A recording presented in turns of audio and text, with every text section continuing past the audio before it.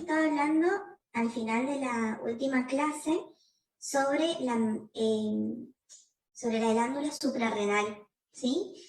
Habíamos visto que tenía dos partes, que tenía una corteza y una médula, y que a su vez la parte de la corteza, que era el 90% de la glándula, se dividía en tres partes, ¿sí?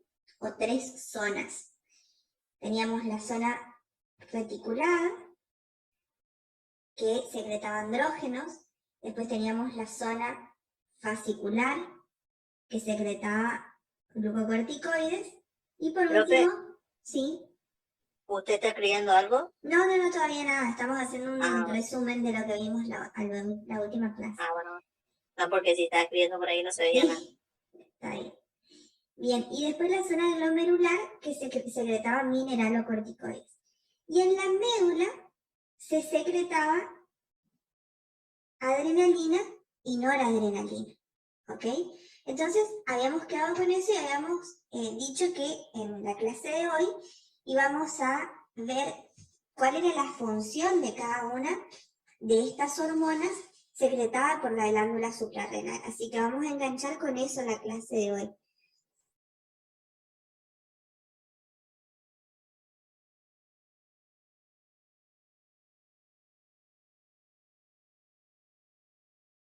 Vamos a hablar por un lado de la médula y por otro lado, que lo voy a poner más cerquita, de la corteza. ¿Sí? Muy bien. Vamos a hablar primero de las hormonas secretadas en la corteza, que son las más importantes, aunque se llegó a preguntar sobre adrenalina y noradrenalina, ¿sí? En la corteza vamos a hablar primero de la parte más externa, que era la zona glomerular, donde teníamos los mineralocorticoides, ¿sí? Entonces lo primero, mineralocorticoides. Estos mineralocorticoides tienen uno que es el principal, que es la aldosterona, ¿sí? La aldosterona es re importante, sobre todo para la regulación de la presión arterial, es fundamental. Muy bien. ¿Qué hace la aldosterona en el organismo? Su principal función va a ser aumentar los niveles sanguíneos de sodio, ¿sí? Y hacia donde va el sodio también va el agua siempre, por ósmosis, ¿sí?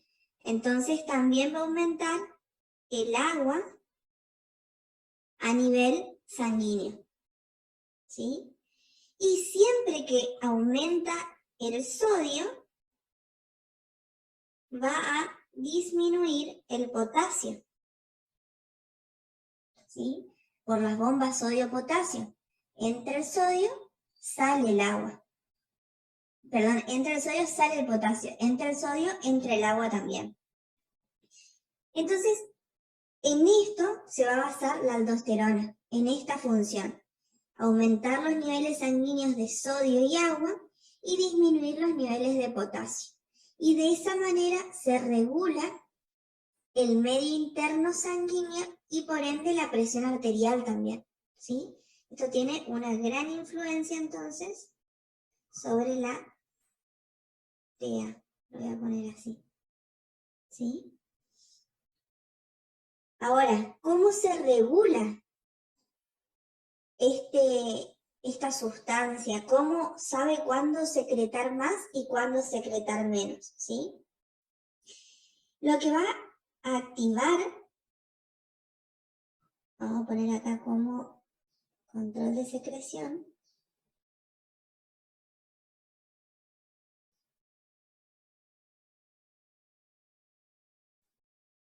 los altos niveles de potasio, ¿sí?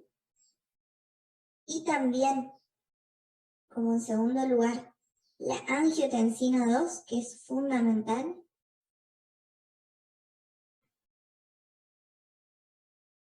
hacen que aumenten los niveles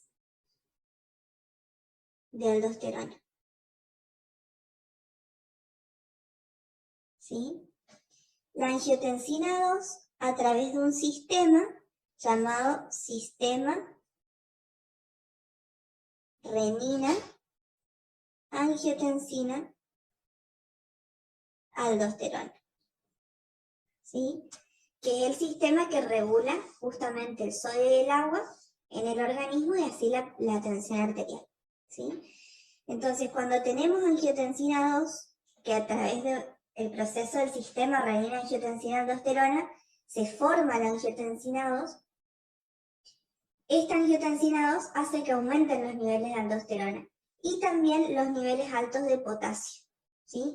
Entonces, la glándula interpreta, tenemos niveles altos de potasio, hay que disminuirlos, se activa, se libera más aldosterona y por ende aumenta el potasio, aumenta el sodio, aumenta el agua y disminuye el potasio.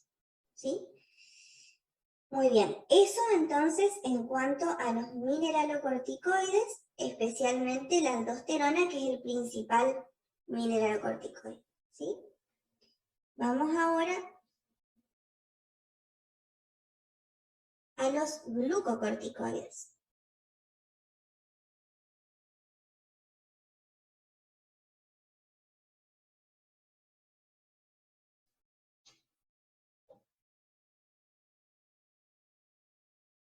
Bueno, los glucocorticoides tenemos uno que es el principal, que es el cortisol.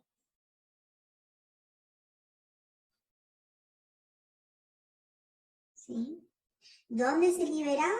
En la zona fascicular o fasciculada de la corteza suprarrenal. Bien.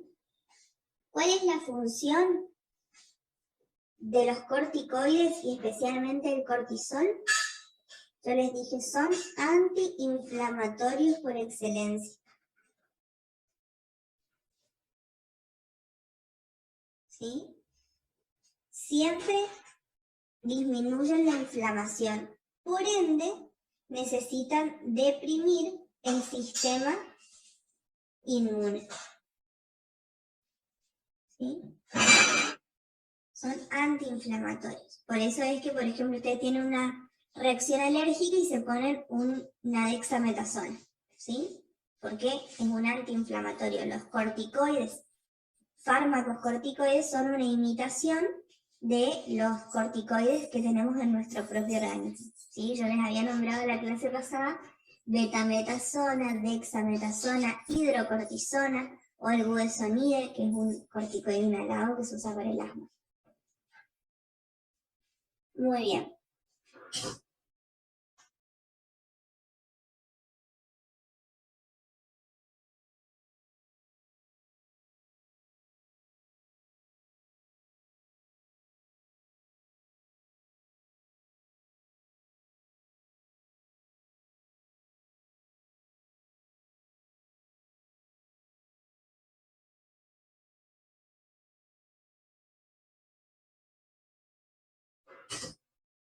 Muy bien. Ahora, ¿cómo se regula la liberación de estos corticoides? Bueno, y acá entra lo que habíamos hablado en la primera clase, ¿se acuerdan? Que teníamos la hormona adrenocorticotrofina, ¿se acuerdan? O corticotropina, que era liberada ¿por quién?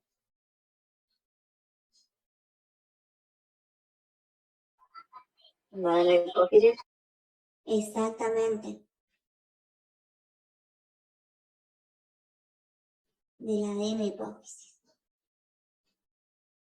Fíjense que esta solamente actúa a nivel de la zona fasciculada de la corteza sobre los glucocorticoides, no actúa a nivel de los mineralocorticoides ni a nivel de los andrógenos, sino que actúa específicamente en esta zona, ¿sí? Entonces, esta hormona, que es liberada por la adenohipófisis, estimula a que se liberen glucocorticoides, ¿sí? Y a su vez, esta hormona tenía sus hormonas liberadoras e inhibidoras del hipotálamo, ¿sí? Entonces, se forma todo un circuito que se llama eje hipotálamo-hipófiso-adrenal, que regula justamente la liberación de glucocorticoides. Ahora hay también situaciones en las que se producen y se liberan corticoides fuera de este sistema, que son el estrés, ¿sí? Y los niveles bajos de glucocorticoides. También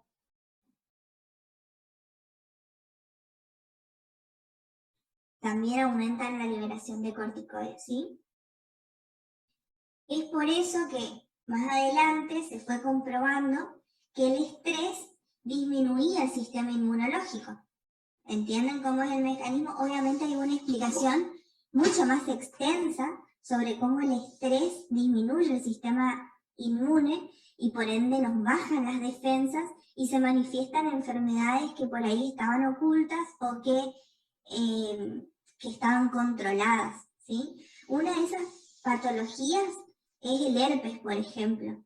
El herpes simple, está muy relacionado con la disminución del sistema inmune y coincide muchas veces con situaciones de estrés de las personas. Entonces, por eso se sabe que el estrés, particularmente en esto que estamos hablando, aumenta la liberación de glucocorticoides y los glucocorticoides disminuyen el sistema inmunológico, ¿sí? Entonces se produce una situación de inmunodepresión leve, no comparada con otras patologías más graves que producen inmunosupresión muy grave y por ende se manifiestan enfermedades que son muy raras en las personas con sistema inmunológico intacto, ¿sí? Pero bueno, acuérdense del estrés porque es importante. Bien. Esto sería entonces en cuanto a los glucocorticoides, especialmente el cortisol. Ahora vamos a los andrógenos, ¿sí? Los corticoides sí, como efecto adverso, sobre todo hablando de los corticoides, de los fármacos corticoides, cuando se consumen con una frecuencia prolongada, con un tiempo prolongado, causan un aumento de peso y también una depresión del sistema inmune. Está comprobado que a los 5 días de tratamiento con glucocorticoides, el sistema inmune se deprime.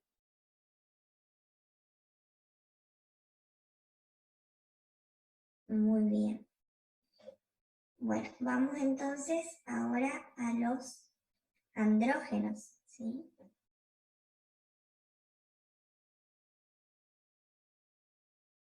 Hay algo que se puede hacer en estos casos si es por estrés. Y bueno, tranquilizarse. En realidad, las terapias son terapias psicológicas y en algunos casos consumo de fármacos, ¿sí? De fármacos, de psicofármacos, digamos, para tratar de regular esa respuesta. Obviamente nunca es mejor llegar a los fármacos, pero hay situaciones que lo ameritan, ¿sí?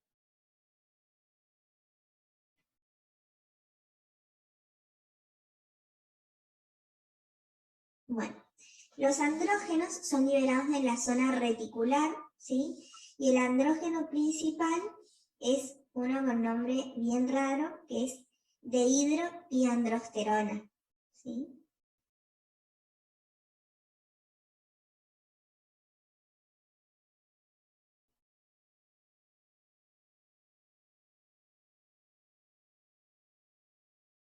¿Sí? O se lo puede simplificar como DEA, ¿sí? Bueno, en este caso, también la adrenocorticotropina, la hormona de la adenohipófisis, también ayuda a la liberación de andrógenos, ¿sí? también ayuda. Entonces, cuando se libera corticoides, también se liberan andrógenos, ¿sí? Y la función de estos andrógenos es la de activar la pubertad, digamos, todo lo que son los cambios secundarios de la pubertad. Entonces produce un crecimiento del vello axilar y púbico en ambos sexos, ¿sí?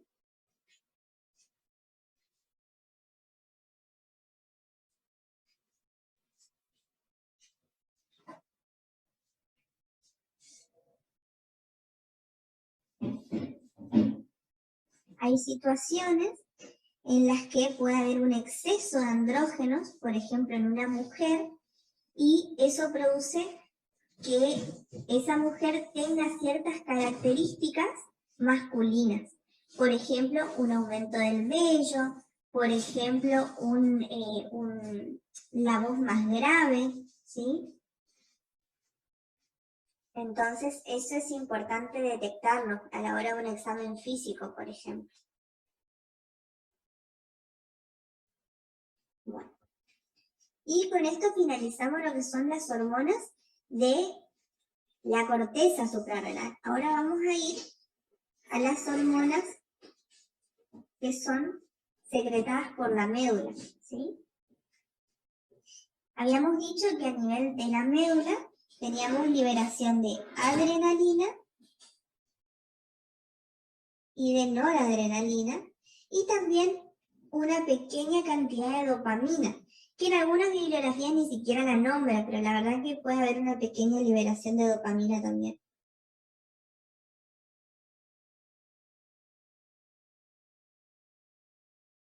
¿Sí? Bueno, ¿cuáles son las acciones de estas sustancias? Generalmente, estas son las sustancias que actúan tanto como neurotransmisores del sistema nervioso y también como hormonas, ¿sí? Pero tienen mucha importancia como neurotransmisores del sistema nervioso, ¿sí? Entonces, su función va a ser estimular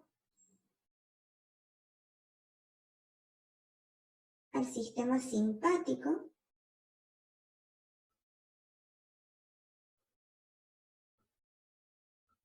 del sistema nervioso autónomo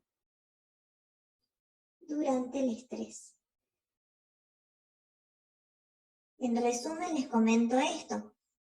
El sistema nervioso se va a dividir en sistema nervioso autónomo y sistema nervioso somático, es una de las divisiones, ¿sí?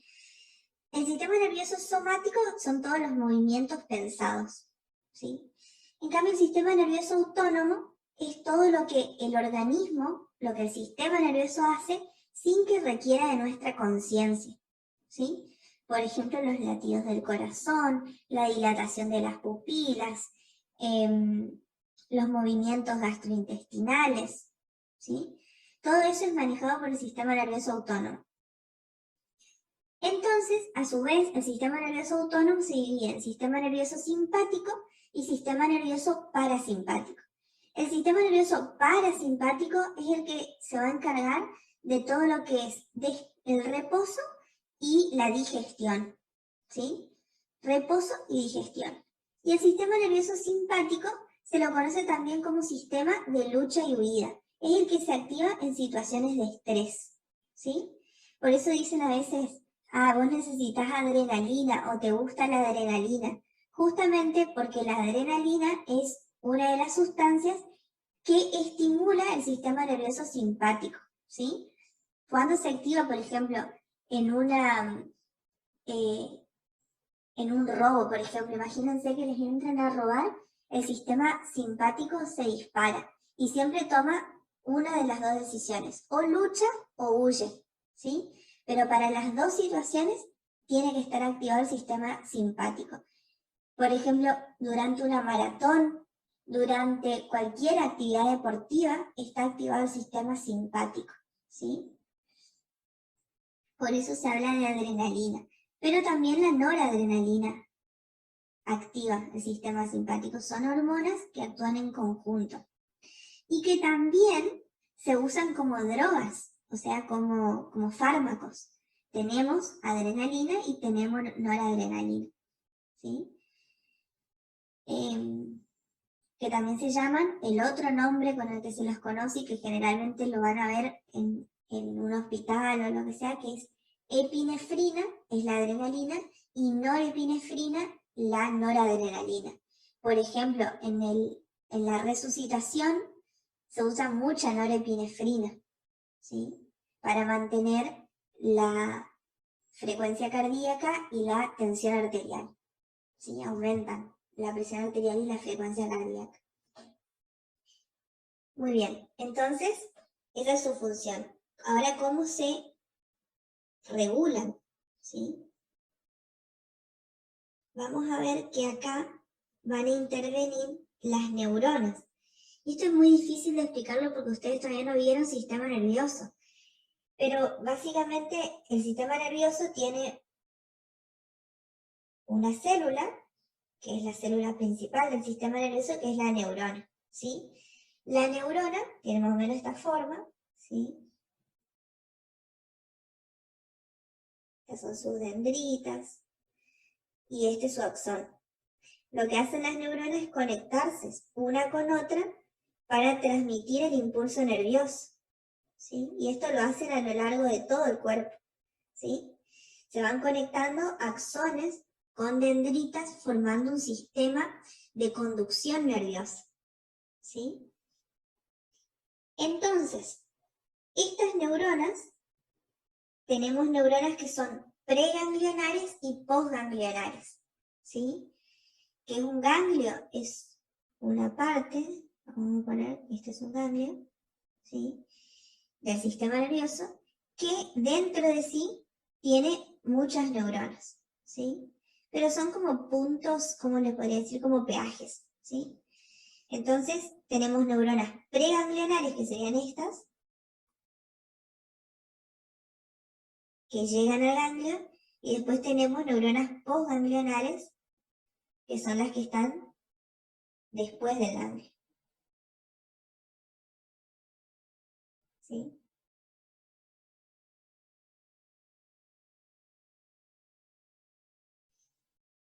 Muy bien, entonces, las neuronas preganglionares, que son estas, liberan acetilcolina, que es otro neurotransmisor,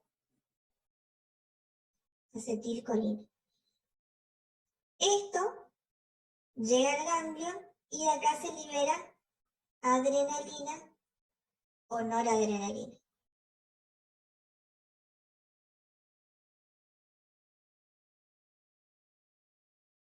¿Sí? Entonces, ¿cuál es la que produce la activación de adrenalina y noradrenalina? La acetilcolina, ¿sí? Esto es difícil de comprenderlo sin haber estudiado previamente el sistema nervioso, pero bueno, trato de explicarlo más o menos para que ustedes lo entiendan. Igualmente, vayan al libro, ahí tienen una mayor descripción y por ahí lo entienden mejor todavía este tema. Esto se llegó a preguntar en un examen final sobre adrenalina y noradrenalina, así que pueden volver a preguntar. Vamos ahora a otro órgano que es el páncreas.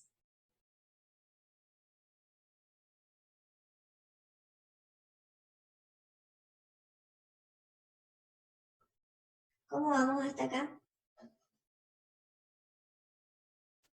De lujo. Ok. Bueno, el páncreas es un órgano especial porque es el que le va a dar la clasificación de órgano mixto. Vieron que tenemos la clasificación de endocrino, exócrino y mixto, como se diría el sistema de glándulas, ¿sí? Sistema exócrino de glándulas incluye las glándulas sudoríparas, glándulas sebáceas, etc. Después teníamos el sistema endocrino, que es lo que estamos viendo ahora, todo lo que venimos viendo en estas clases. Y después tenemos órganos mixtos, ¿sí? Es decir, que tienen una función exócrina y una función endocrina. Y como nosotros vamos a hablar de este órgano que es el páncreas, vamos a hablar de sus dos funciones, ¿sí? El páncreas tiene una forma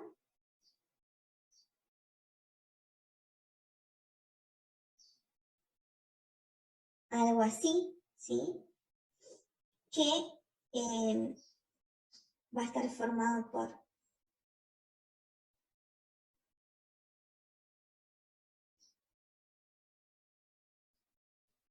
una cabeza, esto me parece que no está en el Power, un cuerpo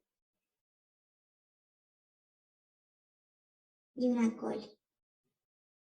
Esto anatómicamente hablando, ¿no? Así es como se forma el páncreas.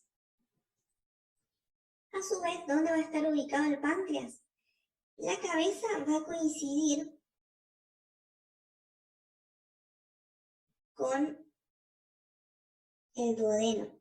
Esto que estoy dibujando acá es el duodeno, ¿sí? Que es la primera parte del intestino delgado. Entonces se dice que el páncreas está en el marco duodenal. Ven que coincide con el duodeno. Después tenemos por delante del páncreas, que no lo voy a dibujar porque lo terminaría tachando, tenemos el estómago. ¿Sí? El estómago está ubicado por delante del páncreas. El páncreas está escondido detrás del estómago.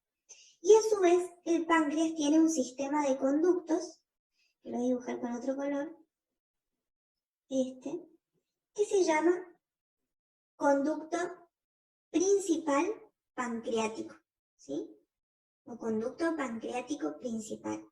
Este conducto es el que va a llevar todas las sustancias, sobre todo la parte exócrina del páncreas, al duodeno, para ayudar a la digestión de los alimentos, ¿sí? Las enzimas que produce el páncreas ayudan a digerir los alimentos y a que sean más fácilmente absorbibles por el intestino. Entonces, todas esas enzimas van a venir y a través del conducto pancreático principal van a desembocar en el duodeno, ¿sí? Y a su vez tenemos también, bueno, acá arriba vamos a tener el hígado, voy a dibujar con este color. Sí, imagínense que ese es el hígado, es malísimo el dibujo, pero bueno, ese es el hígado. Y tenemos por debajo del hígado este órgano, que es la vesícula, ¿sí?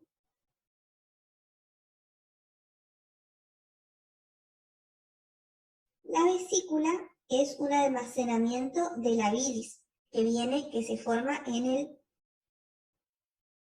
páncreas, perdón, en el hígado, ¿sí? El hígado tiene dos conductos que se llaman conductos hepáticos, derecho e izquierdo, que se unen en un conducto hepático común, ¿sí? Voy a ir poniendo las iniciales aunque sea. Conducto hepático izquierdo, este es el conducto hepático derecho, este es el conducto hepático común, ¿sí? Y este que viene acá, que sale de la vesícula, o llega a la vesícula, como ustedes le quieran llamar, se llama conducto cístico, ¿sí? Ese conducto cístico se une al conducto hepático común y forman el conducto colédoco, que es el que sigue acá. Este es entonces el conducto colédoco, ¿sí? Ese conducto colédoco viene y se une al conducto pancreático principal y juntos desembocan en el duodeno, ¿sí? Entonces, este conducto colédoco trae la bilis del hígado y de la vesícula. Y el conducto pancreático principal trae las enzimas digestivas, ¿sí? Y desembocan acá en un lugar que se llama ampolla de Vater.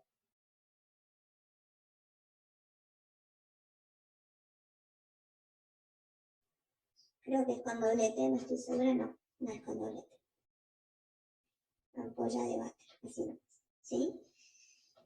Este es el sistema que se llama vías biliares, ¿sí? Esas son las vías biliares. Yo quería que ustedes las conozcan bien para entender cómo se conectan estos órganos entre sí, ¿sí? Muy bien. Entonces, vamos a hablar de la parte histológica ahora, del páncreas. ¿Sí?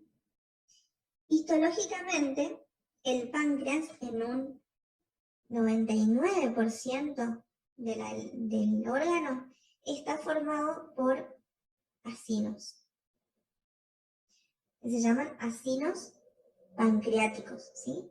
Estos acinos son los que van a producir las enzimas digestivas de las que yo les estaba hablando y que son la parte exócrina, ¿sí? Esto forma la parte exócrina del páncreas, ¿sí? Después, un 1% de lo que nos quedó acá arriba está formado por islotes de Langerhans.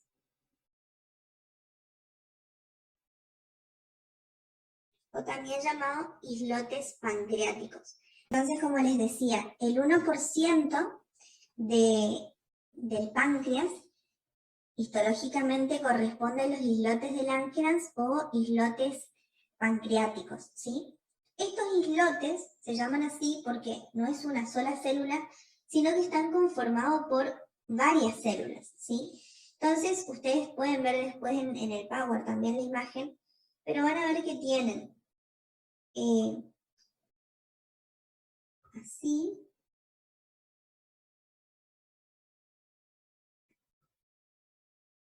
para darles un ejemplo nada más.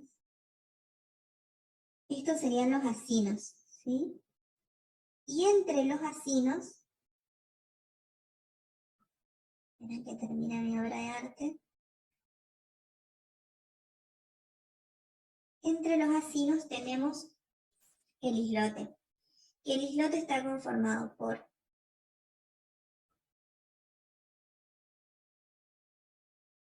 células que se llaman células alfa.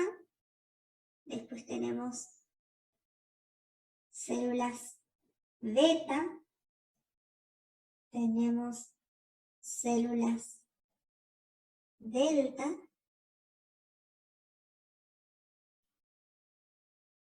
Y tenemos células F.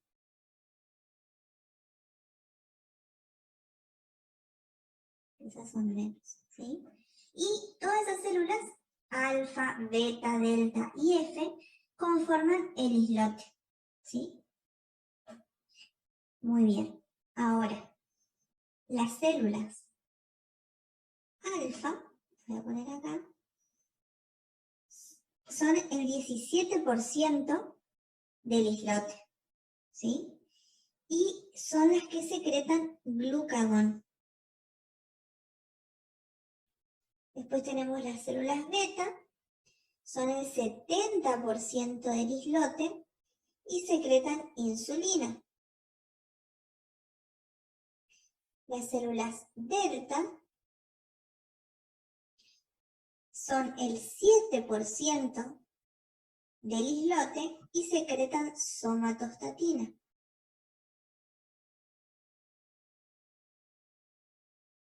Y las células F son poco conocidas y son la minoría de todo lo que son, o sea, el resto de lo que queda de estos porcentajes son células F y secretan polipéptido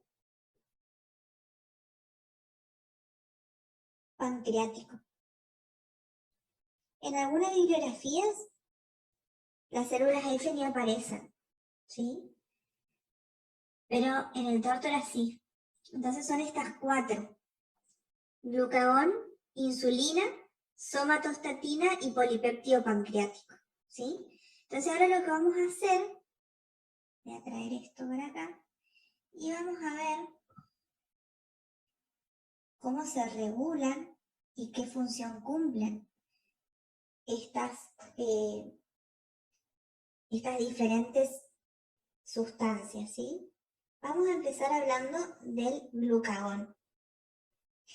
El glucagón tiene como función principal elevar los niveles de glucosa del organismo, ¿sí? Eleva la glucosa en sangre, o también llamada glucemia. Glucemia significa glucosa en sangre, ¿sí? ¿Cómo se va a regular el glucagón? Cuando hay niveles bajos de glucosa, hace que se produzcan mayor cantidad de glucagón, ¿sí? Y hace que se eleven. Y a su vez tenemos la somatostatina y la insulina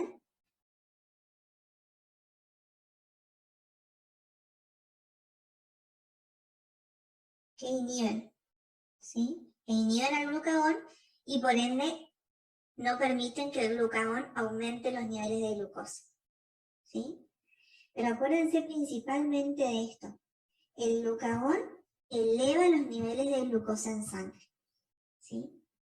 Vamos ahora a la insulina. La insulina es todo lo contrario. La insulina disminuye los niveles de glucemia o de glucosa en sangre, ¿sí?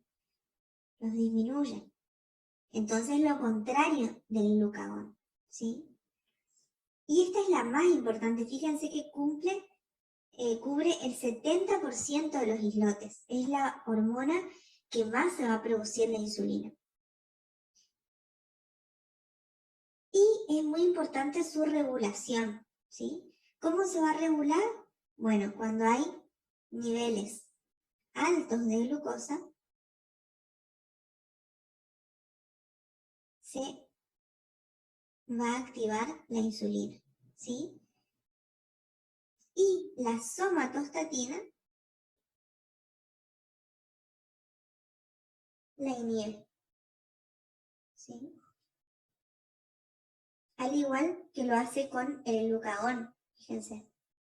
En los dos casos, la somatostatina inhibe, ¿sí? ¿Por qué esto es importante? Y acá voy a profundizar un poquito más. Nosotros tenemos una enfermedad que se llama diabetes, ¿sí? Que se puede dividir a grandes rasgos en 3 tipos: la diabetes tipo 1, la diabetes tipo 2 y la diabetes gestacional. Después hay muchos otros tipos más raros, ¿sí? Pero hablemos principalmente de la tipo 1 y la tipo 2. No vamos a hablar de la gestacional ahora, porque yo lo que quiero que ustedes entiendan es el mecanismo. Dijimos que la insulina es liberada por las células beta del páncreas.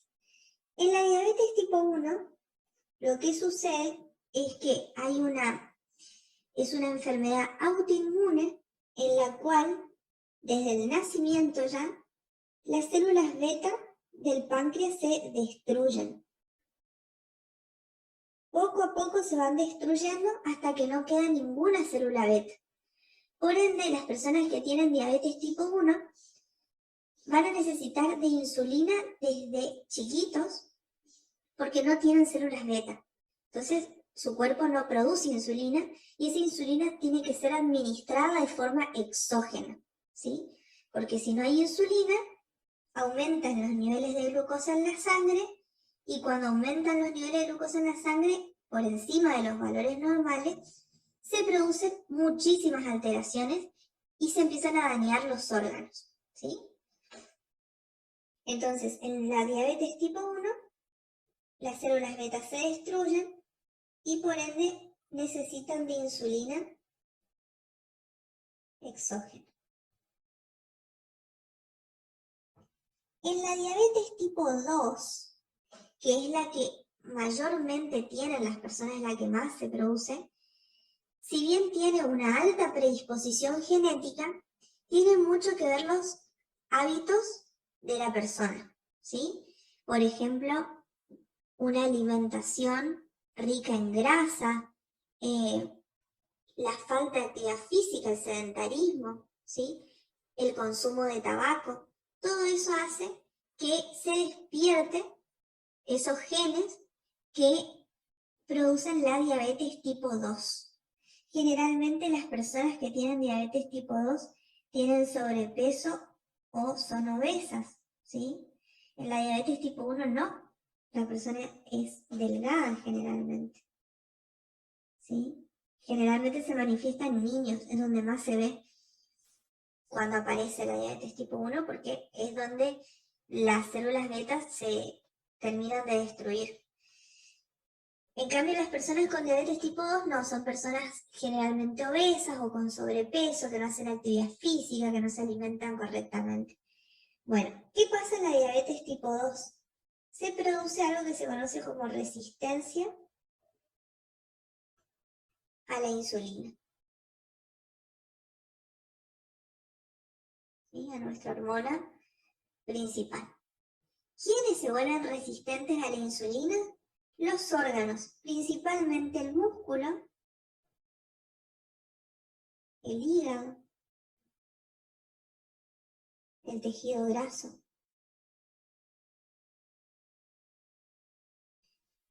Por ejemplo, vamos a centrarnos en el caso del músculo. El músculo, para funcionar, necesita de mucha energía y por ende necesita de glucosa, ¿sí? Si no, el músculo no puede funcionar si no tiene glucosa para producir energía, ¿sí? Entonces, ¿qué pasa acá? Cuando el músculo se vuelve resistente a la insulina, ¿sí?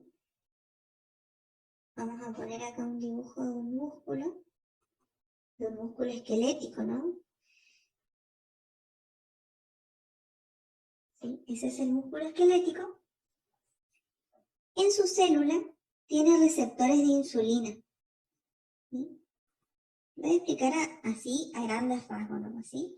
Esos receptores se vuelven resistentes, entonces no permiten que la insulina haga su efecto en el músculo. ¿Y qué es lo que quiere hacer la insulina en el músculo? Quiere hacer que la glucosa que está en la sangre entre a las células musculares, ¿sí? Pero como el músculo se vuelve resistente a la insulina, no permite que la glucosa entre a la célula muscular. Entonces, ¿dónde queda la glucosa? En la sangre. Y por ende se produce un aumento de la glucemia, de la glucosa en sangre, ¿sí? Porque no puede entrar al músculo, no puede entrar al hígado, no puede entrar al tejido graso. Entonces queda ahí en la sangre y produce también todas las alteraciones relacionadas con un aumento de la glucosa en la sangre, ¿sí? Ahora, puede suceder que la persona, antes de tener diabetes, cuando hay resistencia a la insulina, el páncreas, las células beta, empiezan a producir mayor cantidad de insulina, porque interpretan como que la insulina no es suficiente, pero en realidad es que el músculo se volvió resistente. Entonces producen más insulina para que pueda hacer el efecto deseado, ¿sí? Hasta que llega un momento donde esas células beta se cansan, ¿sí? Y ya no funcionan más, no producen más insulina. Y ahí la persona que tiene diabetes tipo 1 tiene células beta que ya no funcionan. Y si las células beta no funcionan y no producen más insulina, la persona necesita de insulina exógena también. Al igual que una persona con diabetes tipo 1. ¿Comprenden? Más o menos ese es el mecanismo, ¿sí? En la diabetes en general hay un aumento de la glucosa en sangre por una alteración a nivel de la insulina, que puede ser porque las células beta están destruidas o porque los tejidos se volvieron resistentes a la acción de la insulina, pero algo pasó con la insulina que no está funcionando y no puede meter la glucosa a la célula, ¿sí? Entonces esto les tiene que servir para acordarse de que la insulina disminuye la glucosa en la sangre, ¿sí? Entonces cuando hay niveles altos de glucosa en sangre, se activa la insulina y mete la glucosa en los tejidos y así disminuye en la sangre, ¿sí? ¿En qué situaciones la glucosa aumenta? ¿En qué situaciones del día? En el desayuno, almuerzo, merienda y cena, principalmente, ¿sí? Siempre que la persona come, al ratito aumentan los niveles de glucosa en la sangre. Y ahí es donde se activa la insulina y hace su efecto de disminuir los niveles de glucosa en sangre. En cambio, el glucagón, que se va a activar cuando hay niveles bajos de glucosa, va a ser sobre todo cuando la persona está en ayuno. Cuando nosotros levantamos a la mañana, nuestros niveles de glucosa están re bajos porque generalmente hace 8 horas o más tiempo no comemos. Entonces ahí se activa el glucagón y produce glucosa de sustancias endógenas que tiene, por ejemplo, de glucógeno. El glucógeno es una forma de almacenamiento de glucosa. Entonces el glucagón lo que hace es transformar el glucógeno en glucosa, ¿sí? Y de esa manera nuestro organismo consigue glucosa aunque no la ingiramos, ¿sí? Vamos a pasar entonces a la somatostatina, que ya es más sencilla. Voy a ver la somatostatina acá abajo.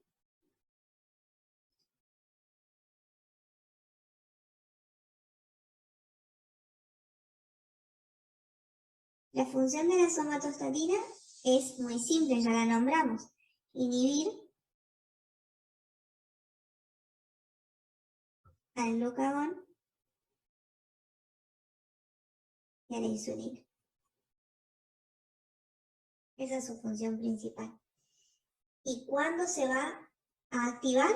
Obviamente cuando hay aumento de glucagón y aumento de insulina. Ahora, ¿cuándo se inhibe la somatostatina? La somatostatina es inhibida por nuestra cuarta hormona, que es el polipéptido pancreático producido por las células F del páncreas, ¿sí? Este polipéptido pancreático inhibe a la somatostatina, ¿sí? Esa es su función. Y bueno, y ahí ya vimos las 4 hormonas, ¿sí? Pero las más importantes son glucagón e insulina.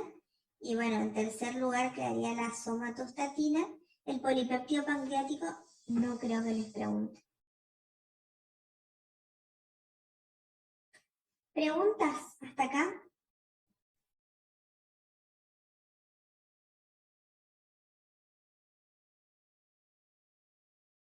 Supongo que están escribiendo a full. Bueno, ahora nos quedan las más fáciles. Glándula pineal, timo y bueno, varios testículos que ustedes ya lo saben, ¿sí? Vamos a la glándula pineal. La glándula pineal es también un poco difícil de entender porque ustedes no vieron sistema nervioso. Y la glándula pineal está ubicada en el techo del tercer ventrículo del cerebro, en la línea media. O sea, es un órgano que está íntimamente relacionado con el sistema nervioso, ¿sí? Forma parte inclusive de lo que es el epitálamo del sistema nervioso y se localiza entre los dos folículos superiores, ¿sí? Vamos a ver si lo puedo mostrar con la aplicación para que ustedes ubiquen.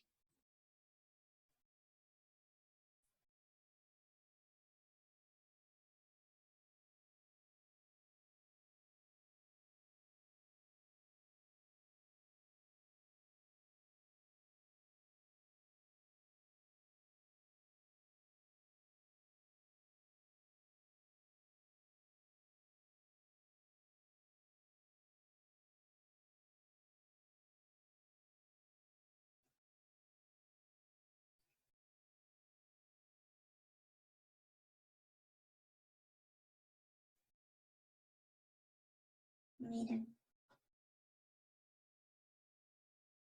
Ahí está la glándula pineal. Voy a sacar primero el tálamo, núcleos talámicos.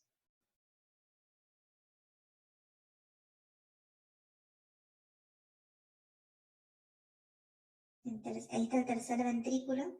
¿Se acuerdan que yo dije que está en el techo del tercer ventrículo?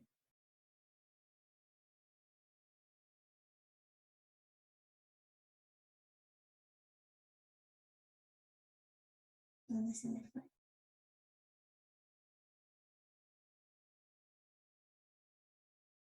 ¿Dónde estaba, chicos? A ver. Ahí está.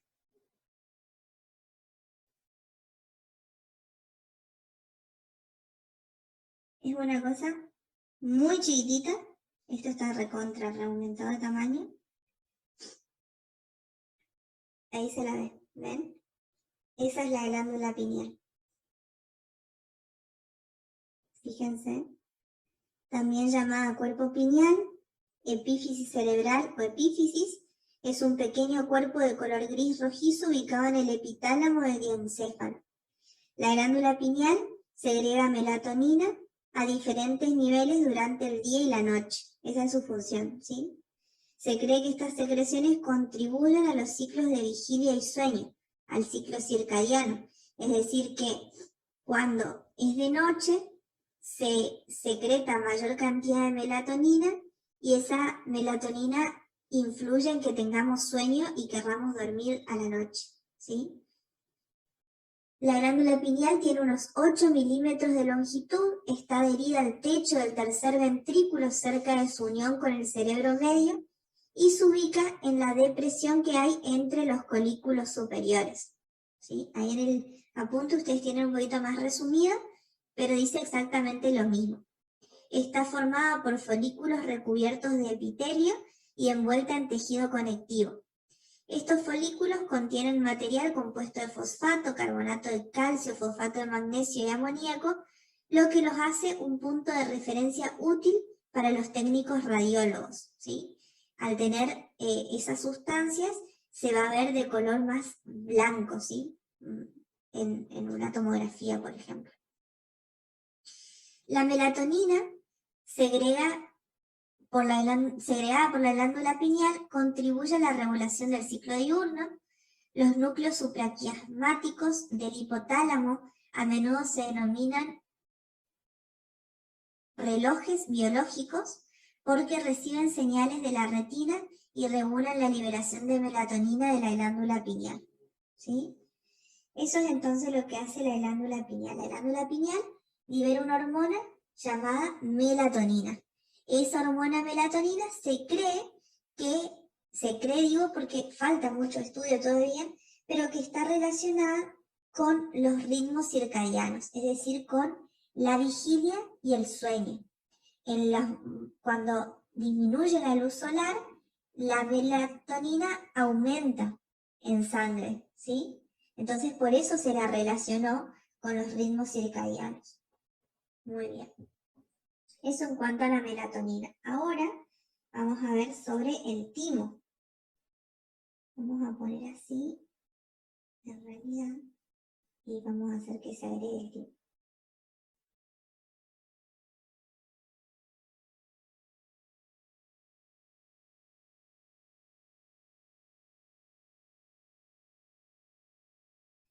Fíjense, ahí está ubicado el timo, ¿sí?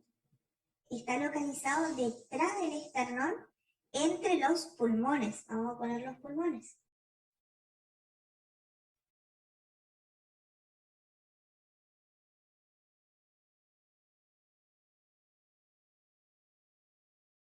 ¿Ven? Ahí agregué el pulmón izquierdo y fíjense, ahí quedaría el timo. Voy a sacar un pedazo de esternón.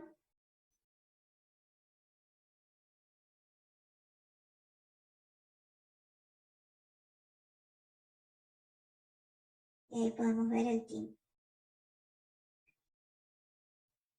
Ubicado entre los pulmones, fíjense que está a nivel de las segundas costillas aproximadamente, ¿sí? A nivel de la segunda costilla.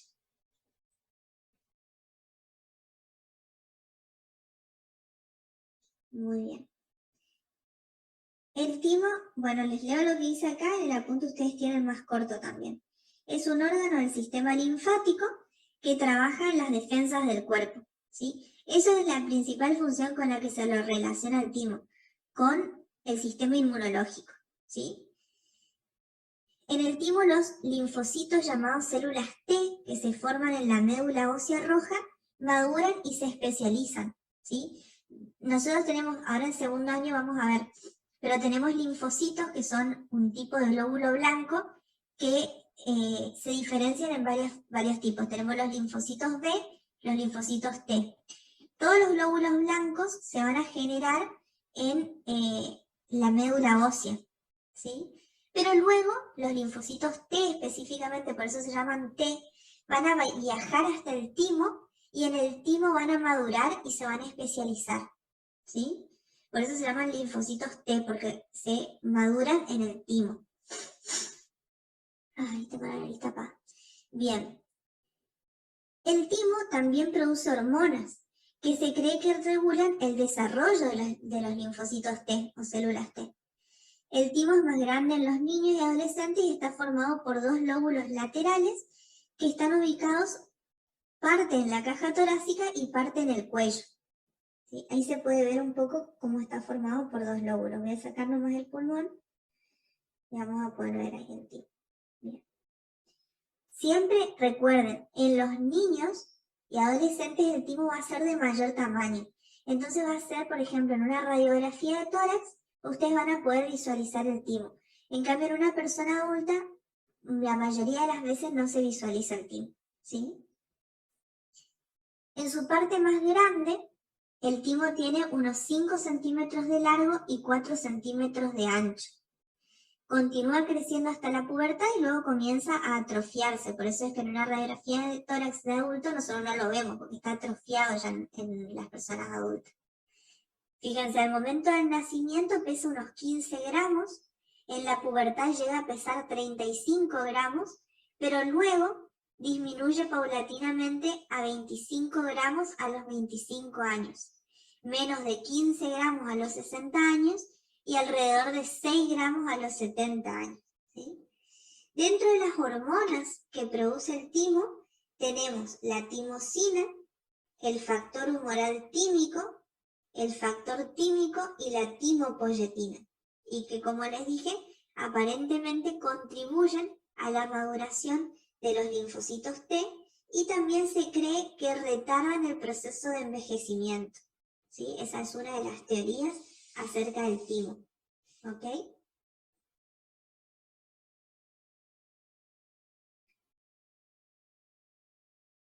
Muy bien.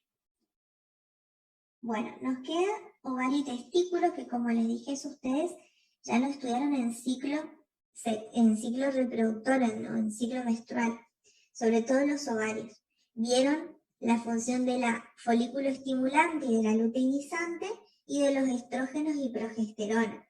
En el caso del hombre, también hay luteinizante y folículo estimulante porque son hormonas de la adenohipófisis. Pero ya habíamos visto qué es lo que hace en el hombre, ¿sí? Activa la testosterona y activa los caracteres sexuales secundarios.